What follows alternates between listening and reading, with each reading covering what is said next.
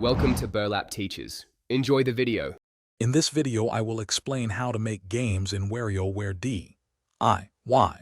First, you'll navigate to the DIY Studio and select the Make a Game option. The game creation process involves three main parts: drawing graphics, composing music, and programming the game logic. You'll use a grid-based system to place objects and define their behaviors. It's a surprisingly deep system for creating unique microgames, allowing for a lot of creative freedom within its structured environment.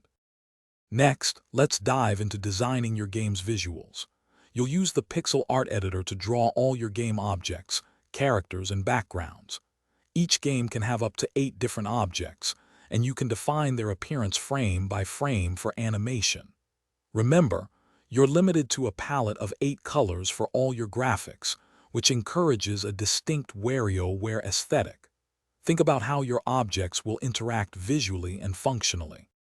Now for the heart of your game, programming the logic.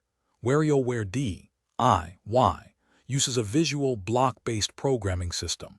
You'll link if conditions to then actions to dictate how objects behave. For example, if the player touches an object, then increase the score.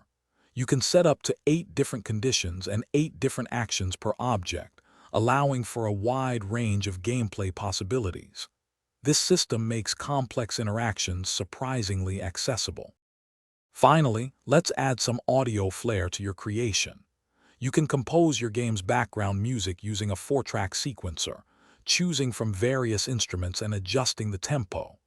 Additionally, you'll create custom sound effects for key in-game events, like collecting an item or losing a life.